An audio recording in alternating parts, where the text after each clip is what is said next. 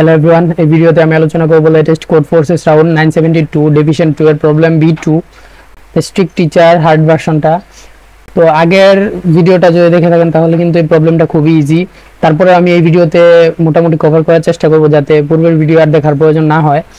তো প্রবলেম স্টেটমেন্টটা খুবই সিম্পল, যে এখানে আমাদের একজন ডেভিড নামে একজন ছেলে আছে যে হচ্ছে গিয়ে হোমওয়ার্ক না করার কারণে পানিশমেন্ট আর কি খাবে, কিন্তু অনেকগুলা টিচার আছে যারা তাকে ধরবে। ক্লাসরুমটা যেহেতু অনেক বড় তাই অনেকগুলা টিচার তাকে ধরার জন্য আসছে। যেমন এরকম যদি একটা লম্বা লাইনের ক্লাসরুম হয়, এখানে একটা টিচার আছে, এখানে একটা টিচার, এখানে একটা টিচার, এখানে একটা টিচার, এখানে একটা টিচার, এরকম এন সংখ্যক টিচার থাকতে পারে। আগের ভিডিওতে বা আগের প্রবলেমটাতে মাত্র দুইজন টিচার ছিল এবং একজন ডেভিড ছিল, তো দুইজন টিচার মিলে তাকে ধরছে।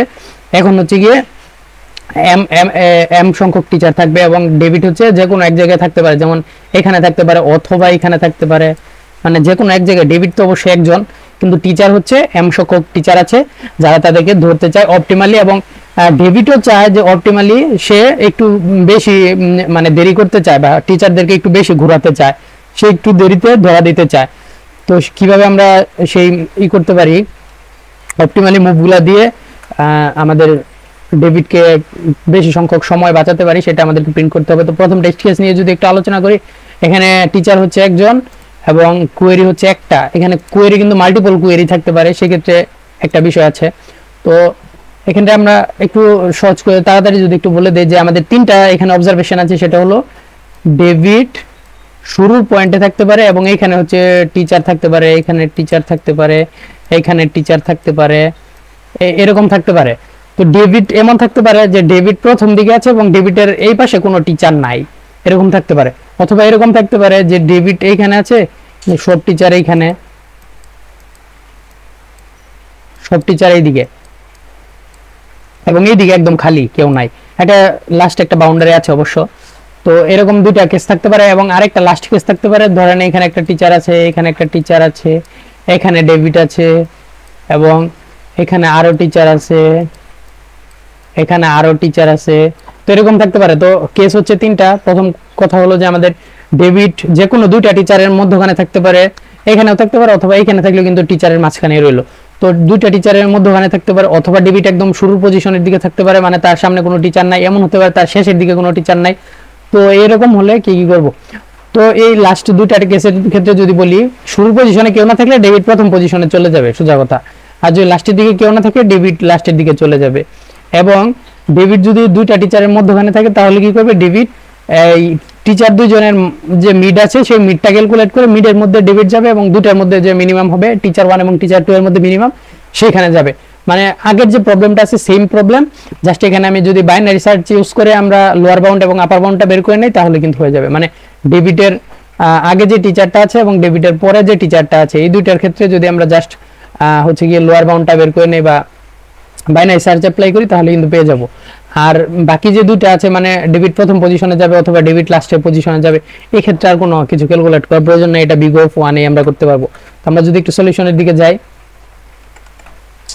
তো এখানে হচ্ছে আমাদের প্রত্যেকটা টেস্ট কেসের জন্য এন, এম এবং কিউ। এন মানে হচ্ছে আমাদের যে আমাদের ব্যক্তিটা আছে ক্লাসরুমের, এন হচ্ছে এরকম পজিশন, যে এটা হচ্ছে আমাদের ক্লাসের ব্যক্তি, এর থেকে বেশি হবে না কমও হবে না। তো এম মানে হচ্ছে কতগুলো টিচার আছে, এখানে থাকতে পারে, এখানে থাকতে পারে, এখানে থাকতে পারে, এগুলো হচ্ছে টিচার, এখানে হচ্ছে টিচার, এখানে হচ্ছে টিচার, এখানে হচ্ছে টিচার, এরকম টিচার থাকতে পারে।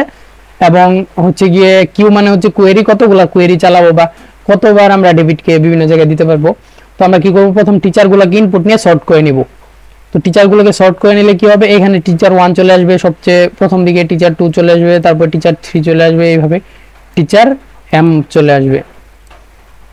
তো এটা সর্ট করে নেওয়ার পর আমরা কিউ সংখ্যক কোয়েরি যেহেতু চালাবো, প্রত্যেকটা কোয়েরির জন্য ডেভিড ইনপুট থাকবে বা ডেভিডের যে পজিশনটা আছে সেটা থাকবে। প্রথম ইনিশিয়ালি ডেভিড এখানেও থাকতে পারে,